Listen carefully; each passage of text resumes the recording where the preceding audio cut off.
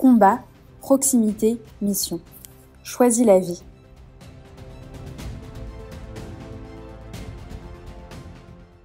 Une aventure dans laquelle il s'agit non seulement de se donner, mais aussi et surtout se recevoir.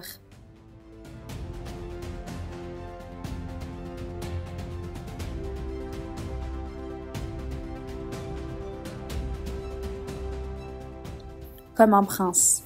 Voilà ce que ressentait cet enfant, malgré son jeune âge et ses vêtements modestes et usés, quand, en entrant dans l'église, il se sentait enveloppé par la vibrante musique de l'orgue.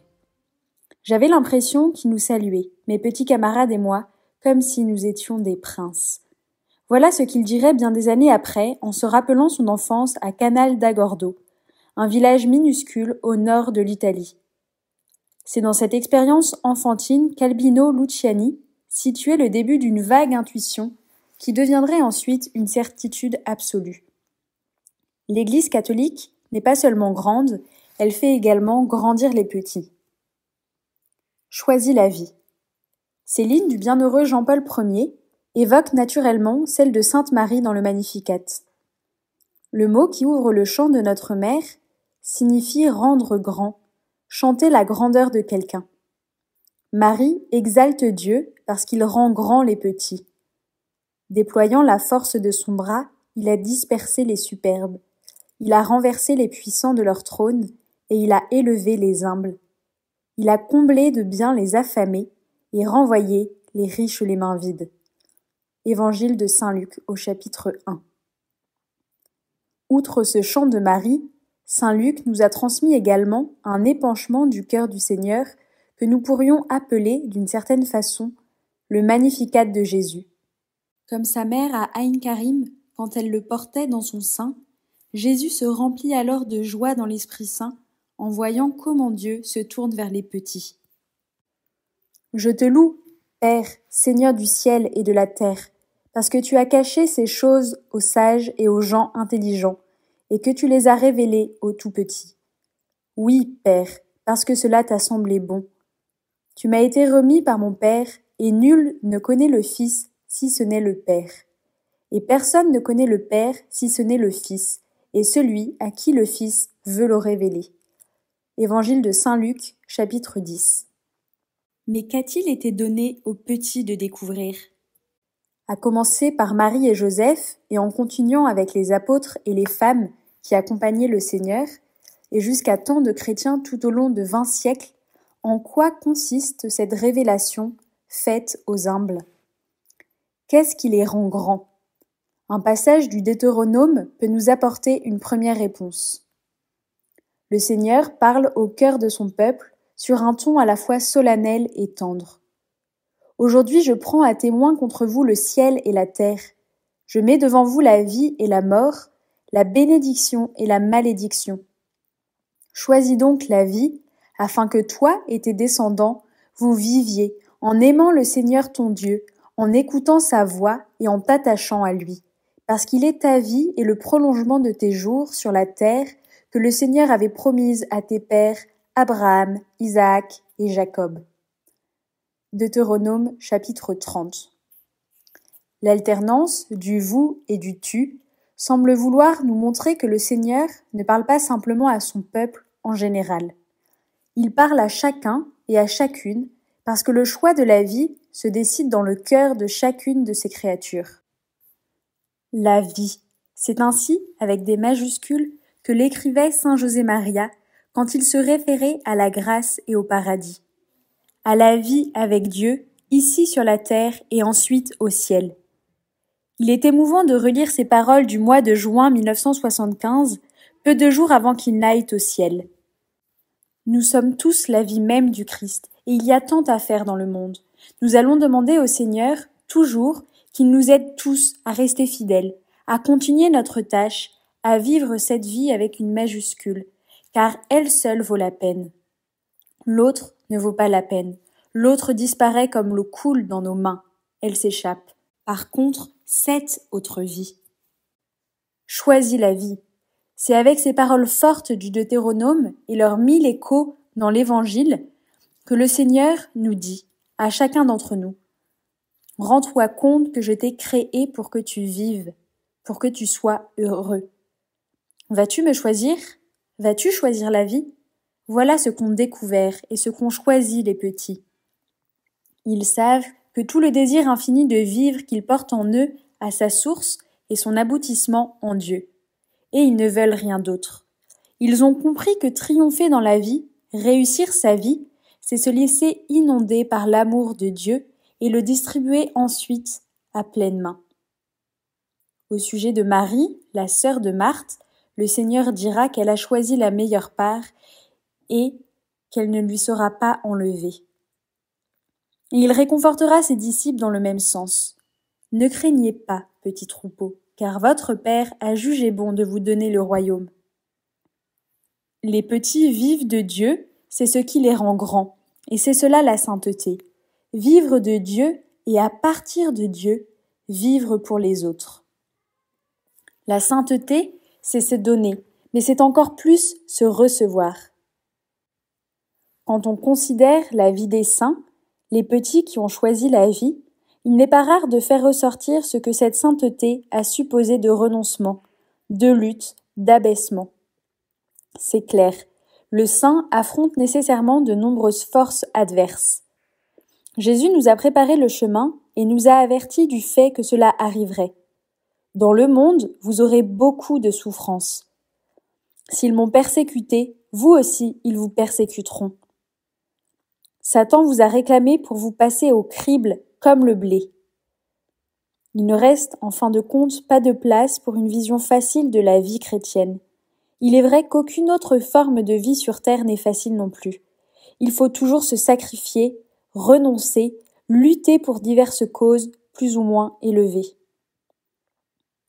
Tant que tu luttes, d'une lutte qui durera jusqu'à ta mort, n'exclus pas de voir se dresser avec violence les ennemis du dehors et du dedans. L'amour que nous avons pour Dieu se heurte à toutes sortes de résistances en nous-mêmes également, car cela suppose de perdre des choses. L'un renonce à tout contrôler dans sa vie, l'autre à satisfaire toutes ses envies. Un autre s'expose peut-être à perdre l'approbation de certaines personnes, à prendre sa croix. Lorsque nous nous abandonnons entre les mains de Dieu, il permet souvent que nous goûtions la douleur, la solitude, la contradiction, la calomnie, la diffamation, la moquerie. On perd assurément beaucoup de choses de ce que le monde appelle la vie. Pourtant, celui qui perd sa vie de cette façon ne la perd pas en vain, mais en Dieu. Qui veut sauver sa vie la perdra, mais celui qui perdra sa vie à cause de moi la trouvera. Saint Matthieu chapitre 16. Le saint se perd en Dieu et c'est précisément ainsi qu'il commence à se trouver. Et que veut dire se trouver en Dieu? Saint Jean écrit dans sa première épître: Voilà en quoi consiste l'amour, non pas dans le fait que nous ayons aimé Dieu, mais dans le fait que lui nous a aimés. La phrase grecque est écrite à un temps de verbe particulier, l'aoriste, qui est une sorte de passé ouvert. Ce même temps est très utilisé tant dans le Magnificat de Marie que dans celui de Jésus. Ce dont il est question dans tous ces cas, ce sont des actions que le Seigneur réalise de façon permanente dans l'histoire de chacun et de chacune de nous. De sorte que Saint Jean ne dit pas que Dieu m'a aimé une fois pour toutes, mais que Dieu m'aime pour toujours. Et que chaque fois que moi j'aime vraiment, c'est Dieu qui m'aime et qui aime en moi, ici et maintenant. Il est donc vrai que le saint s'abandonne, qu'il perd sa vie. Mais il est encore plus vrai dans le sens où c'est une vérité qui englobe la première et en éclaire la portée, que le saint se trouve en Dieu, se reçoit tout entier de Dieu, de la même façon que Jésus se reçoit tout entier du Père. Voilà la source cachée de l'amour des saints, ce qui leur permet de vivre d'une façon qui peut sembler impossible ou insupportable à un regard simplement humain. De la sorte, même en ressentant quotidiennement leurs limites et leurs faiblesses, ils avancent, l'âme plongée en Dieu, divinisée. Le chrétien est devenu un voyageur assoiffé qui ouvre la bouche pour s'abreuver aux eaux de la fontaine. À ses disciples qui le regardent avec perplexité, Jésus dit : J'ai à manger une nourriture que vous ne connaissez pas. Lui vit de faire la volonté de son Père, c'est là sa vie, c'est là sa gloire, il n'a besoin de rien d'autre. Quelques instants auparavant, il a dit à la Samaritaine près du puits. Si tu savais le don de Dieu, et qui est celui qui te dit « Donne-moi à boire », c'est toi qui lui aurais demandé à boire, et il t'aurait donné de l'eau vive. Saint Jean, chapitre 4. Le Seigneur le dit à l'oreille de chacun de nous.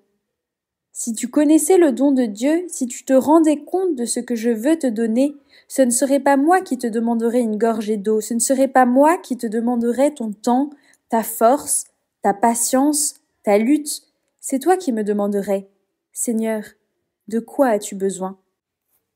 Tu ne mesurerais plus et ne calculerais plus ce que tu donnes à Dieu, parce que tu te rendrais compte que c'est lui qui se donne à toi chaque fois que tu lui offres quelque chose, ne serait-ce qu'une petite pièce de monnaie, qu'un verre d'eau.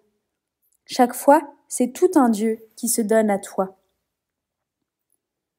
On comprend peut-être maintenant pourquoi, en pensant à la sainteté, nous parlons aussi de don de soi, de renoncement.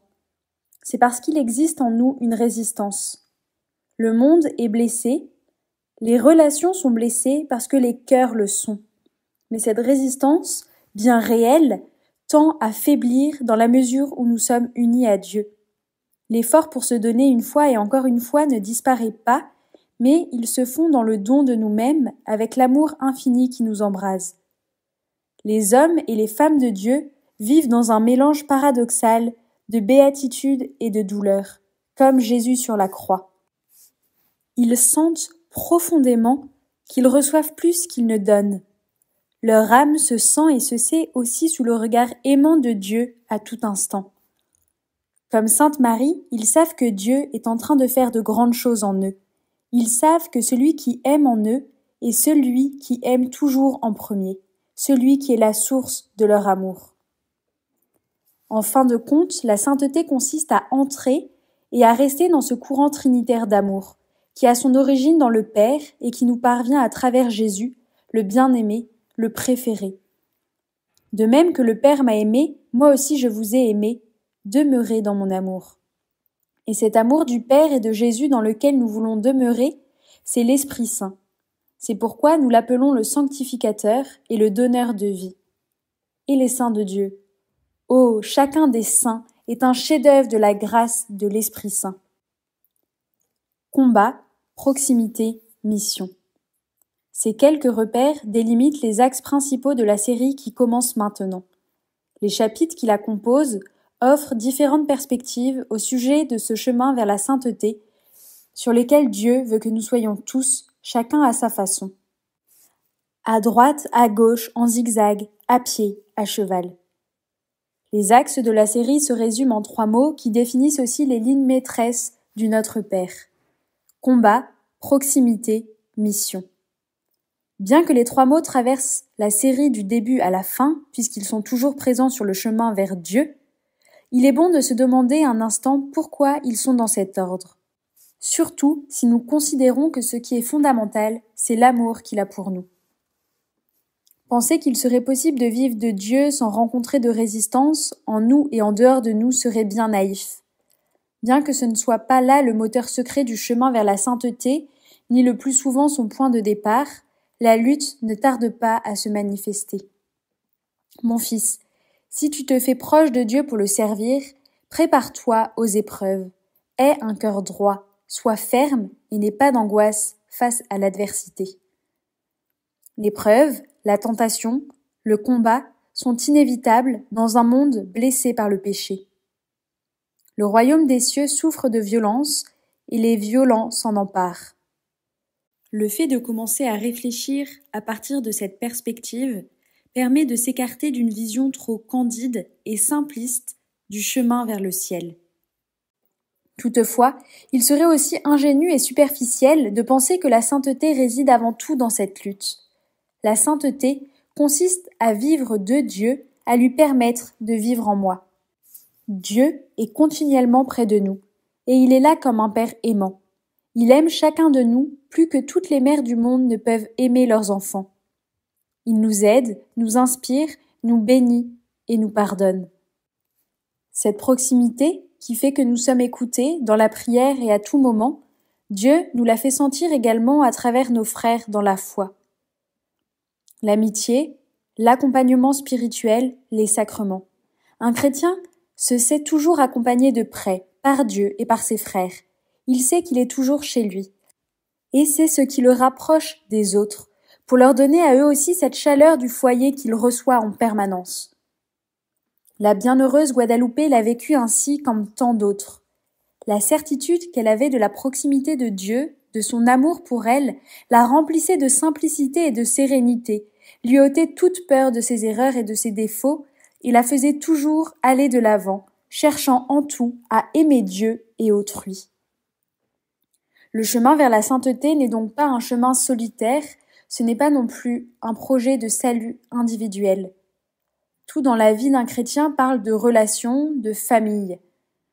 Le Seigneur, nos frères, nos enfants, nos parents, nos amis, nos collègues sont la raison d'être de nos efforts, de nos victoires. Si ce n'était pour eux, peut-être cesserions-nous de lutter, peut-être rendrions-nous les armes. Mais nous savons que, de même que nous pouvons compter sur leur soutien, eux comptent sur nous. Bref, nous savons qu'ils ont besoin de nous. Je suis une mission sur cette terre, et pour cela, je suis dans ce monde.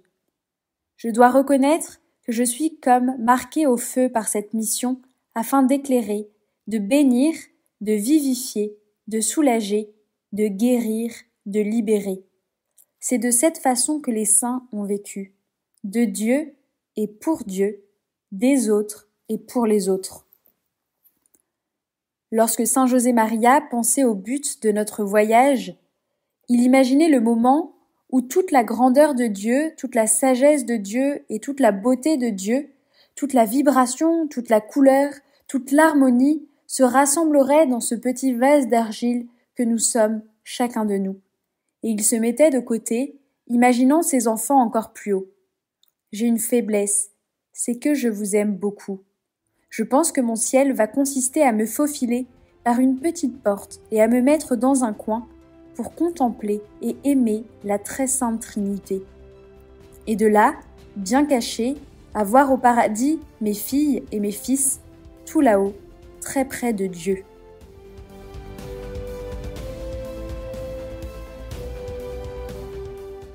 Texte écrit par CarlosEixela que vous pouvez retrouver sur le site opusdei.org.